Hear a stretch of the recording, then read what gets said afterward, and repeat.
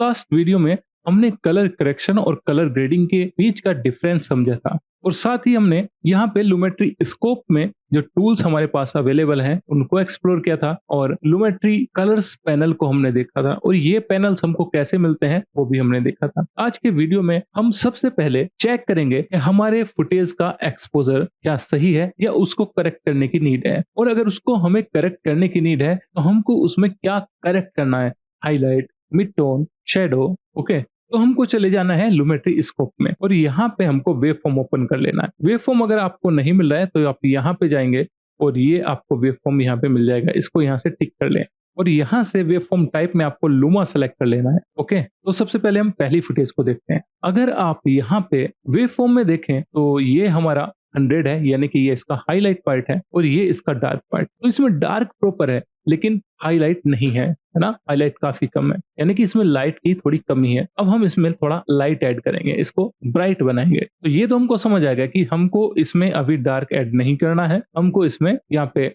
Highlight पे work करना है। तो एक्सपोजर को करेक्ट करने के कई तरीके हो सकते हैं। सबसे पहला और बेसिक तरीका है, मैं बेसिक कलर करेक्शन में जाऊंगा। इस पैनल को हम बाद में देखेंगे, बहुत ही इंपॉर्टेंट है क्योंकि अभी हम एक्सपोजर पे वर्क कर रहे हैं, तो अभी हम जस्ट लाइट को देखेंगे। ठीक है, तो लाइट में हमको मिलता है एक्सपोजर। तो सबसे पहले हम एक्सपोजर को थोड़ा सा बढ़ाते हैं और देखो जैसे ही मैं एक्सपोजर को बढ़ा रहा हूं तो आप देख रहे हैं इसका हाईलाइट जो पार्ट है वो कितना ऊपर जा रहा है। ओके, बेस्ट रिजल्ट के लिए मैं सजेस्ट करूंगा, जो मेरा पर्सनल एक्सपीरियंस है उसके बेस पे मैंने देखा है कि अगर हम हाईलाइट वाले पार्ट को 80 टू 100 के बीच रखते हैं तो ये काफी अच्छा रिजल्ट हमको दे रहा होता है। कई बार जब हम इसको 100 के आसपास ले जाते हैं तो ये हमारे फुटेज को बर्न आउट कर देता है। तो हमको देखना है कि कहाँ पर इस वैल्यू के साथ हमारी फुटेज की लाइटिंग परफेक्ट होती है। ओके, मैं इसको थोड़ा कम करता हूँ, कुछ इतना, और उसके बाद हम यहाँ पे थोड़ा व्हाइट को देखते हैं।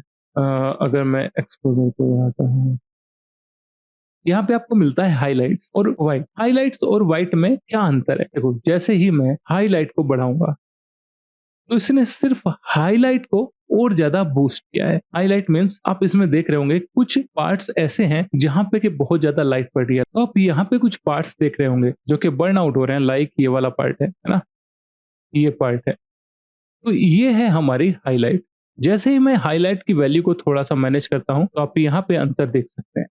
सबसे ज्यादा इफेक्ट इन्हीं पार्ट्स पर पड़ रहा है जो हाइलाइट्स हैं। ओके, उसके बाद आपको यहाँ पे व्हाइट मिलता है, ये ओवरऑल फुटेज का जो व्हाइट कलर है उस पे वर्क करेगा। तो अभी मैं कलर्स की बात नहीं कर रहा हूँ, लेकिन अगर लाइटिंग की बात करें तो इसमें अभी परफेक्ट लाइटिंग हमारे अकॉर्डिंग हो गई है, क्योंकि यहाँ पे अगर हम देखें तो इसका जो वेव फॉर्म का नीचे वाला पार्ट है वो 0 के आसपास है, एकदम ना 0 के थोड़ा सा ऊपर है, और जो इसका हाईलाइट वाला पार्ट है वो भी अराउंड 90 है। और अगर हम नॉर्मली खुद से भी देखें तो ये काफी परफेक्ट है पहले की अपेक्षा। हम यहाँ से इस इफेक्ट को ऑफ एंड ऑन करके देखते हैं, तो ये हमारा पहला था और अभी ये कुछ इस तरीके का है। ओके, नेक्स्ट क्लिप पर हम चलते हैं। तो एक तरीका तो हमने देखा, इस पैनल का यूज करके हम यहाँ पे एक्सपोजर को करेक्ट कर रहे थे, लेकिन अभी हम यहाँ पे कलर व्हील एंड मैच पर चलेंगे।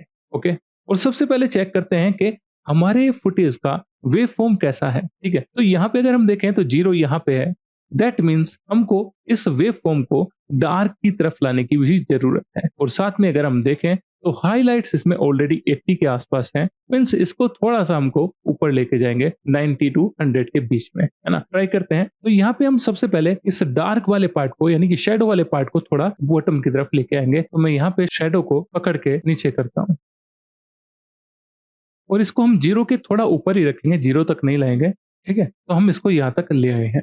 उसके बाद हम देखते हैं हाइलाइट्स को, तो मैं हाइलाइट्स को यहाँ पे बढ़ाता हूँ, मैं इसको अंडू करता हूँ। एक और चीज यहाँ पे आपने ध्यान दी कि पहले ये 80 और उसके थोड़ा ऊपर था, लेकिन जैसे ही हमने इसमें शेडो को बढ़ाया, ये एक्चुअली क्या होता है, आपस में ये तीनों कनेक्ट होते हैं। इसी वीडियो की लाइट में जब हम कोई चेंज करेंगे, लाइक अगर हम शेडो में चेंज करते हैं तो उसका कुछ इफेक्ट मिड टोन और हाइलाइट्स पे भी पड़ेगा, तो ये हमको साथ में मैनेज करके चलना पड़ेगा। ठीक है, तो मैं यहाँ पे हाइलाइट्स को बढ़ाता हूँ। ओके, तो अगर हम देखें तो ये हाईलाइट वाला पार्ट भी 90 के आसपास आ चुका है। हमको यहाँ पे दो चीजें यूज करनी है। सबसे पहली तो कि हम यहाँ पे इस पर्टिकुलर ग्राफ के थ्रू देख रहे हैं कि इसमें हमारी लाइट कितनी हो गई है ना। दूसरा, हमको खुद से यानी कि देख कर चेक करना है कि इसमें जो ब्राइट पार्ट है, लाइक इसमें ब्राइट पार्ट क्या है, ये स्काई है तो वो प्रॉपर ब्राइट हुआ है या हम उसको और ब्राइट कर सकते हैं। तो अभी यहाँ पे स्पेस है, हम इसको और थोड़ा-सा ब्राइट कर सकते हैं, है ना? हमने इसको पूरा ऊपर तक कर दिया और इसको हम थोड़ा-सा और नीचे करते हैं, है ना? और इस मिड टोन को थोड़ा-सा मैनेज करते हैं, ओके। अब यहाँ पे मैं इसको ऑफ एंड ऑन करके दिखाता हूँ। तो ये V4 था और अभी ये आफ्टर है, ठीक है? मैं इसको यहाँ से अनचेक करता हूँ। ऐसा नहीं कि हम सिर्फ कलर व्हील्स का यूज़ करके ही कलर करेक्शन कर सकते हैं। यही काम हमने बेसिक करेक्शन में भी किया था, बल्कि हमको यहाँ पे कुछ और ज़्यादा डिटेल्स में यहाँ पे ऑप्शंस मिलते हैं। लाइक हमारे पास वहाँ पे सिर्फ 3 ऑप्शंस थे, ये शैडो था, मिड टोन था, हाइलाइट था। हम शैडो को डायरेक्ट कम कर रहे थे या हाइलाइट को बढ़ा रहे थे। लेकिन यहाँ पे अगर हम बेसिक करेक्शंस में देखें तो हमको यहाँ पे डिफरेंट ऑप्शंस मिल रहे हैं। अब हम नेक्स्ट फुटेज पे चलते हैं।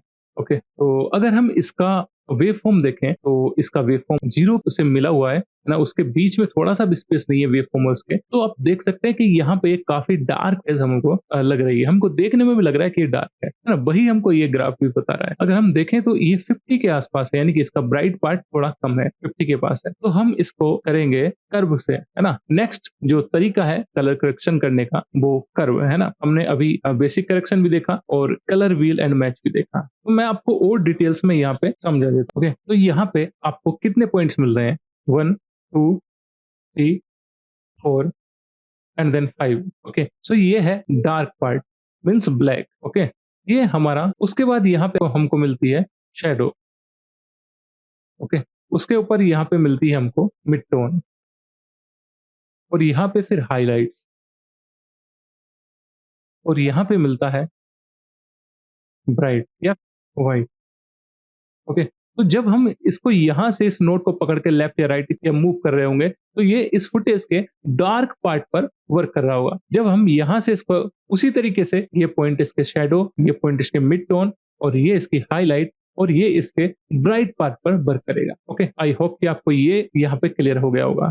ठीक है, ठीक है। तो हम इसमें सबसे पहले हाइलाइट्स को बढ़ाएंगे और लेफ्ट में हम देखते रहेंगे ऑलमोस्ट 90 के आसपास पहुंच गई है। मैं इसको थोड़ा-सा, लेकिन अगर आप यहाँ पे देखें तो जो हाइलाइट्स वाला पार्ट है, वो थोड़ा-सा यहाँ पे ज़्यादा एक्सपोज़ हो रहा है, ठीक है? तो अकॉर्डिंगली मैनेज करेंगे और मैं इसको यहाँ से थोड़ा पीछे करूँगा, ताकि हमारी फुटेज से कुछ भी बर्न आउट ना हो। लाइक ये जो हाइलाइट वाला पार्ट है, वो थोड़ा ज़्यादा यहाँ पे जल रहा था। लाइक हम बोल सकते हैं कि ज़्यादा हाइलाइट था वहाँ पे ना, तो हमने इसको थोड़ा-सा हाइलाइट वाले पार्ट को कम किया और जैसे ही हमने यहाँ पे शैडो को थोड़ा-सा बढ़ाया, तो आप देख रहे हैं कि जो शैडो वाला पार्ट था, वो थोड़ा कम हो गया है और शैडो के साथ उसने मिड टोन को भी एडजस्ट किया है ना? हम इसको थोड़ा-सा और अरेंज करते हैं और मैं हाइलाइट को अगेन थोड़ा यहाँ पे कम करता हूँ। ओके, तो कुछ इस तरीके का रिजल्ट हमको यहाँ पे मिला है। अगर हम इसको यहाँ पे क्लोज़ करें, तो पहले कुछ ये था और अभी हमने इसको कुछ इस तरीके से किया है। हम इस कर्व को और भी एडजस्ट करके इनके लाइट को और ज़्यादा रिफाइन कर सकते हैं। लेकिन अगर अभी आप इस ग्राफ में देखोगे, तो ये 0 के थोड़ा ऊपर है, यानी कि प्रॉपर डार्क नहीं है ना? और यहाँ पे ये ऑलमोस्ट 90 के आसपास है। तो ओके, इसके आगे एक और फुटेज मैंने यहाँ पे रखी हुई है। एक और चीज़, जैसे ही मैं इस फुटेज को प्ले करूँगा, तो ये वेव फॉर्म आपको यहाँ पे एनिमेट होता हुआ दिखाई देगा। दैट मीन्स कि एज़ पर आवर फ्रेम, ये एडजस्ट कर रहा होता है खुद को। जितनी लाइटिंग हमारी फुटेज में है, उसके अकॉर्डिंग ये यहाँ पे एडजस्ट हो रहा होता है। ठीक है? तो हम पहुँचे यहाँ पर। यहाँ पे हम देखते हैं कि डार्क पार्ट काफ़ी कम है, यानी कि इसको और ज़्यादा डार्क करने की नीड है। जबकि अगर हम हाइलाइट्स को देखें, तो हाइलाइट्स प्रॉपर 100 के आसपास है। तो मैं इस सबसे नीचे वाले पार्ट को पकड़ूँगा, इस नोड को पकड़ूँगा और ये राइट की तरफ इसको लेके जाऊँगा। तो ये 0 के आसपास हमको लेके आना है। कुछ इतना हम ले आएँ इसको और उसके बाद हम इसको ब्राइट को थोड़ा-सा मैनेज करेंगे और तो यहाँ पे लेके आएँगे, तो हम पीछे ही करते हैं यहाँ पे ना और यहाँ से इसको पकड़ेंगे शैडो को, है ना? ये शैडो है और ये हमारा डार्क है। शैडो को हम थोड़ा-सा कम करेंगे, कुछ इतना और इसको थोड़ा हम यहाँ पे रखेंगे।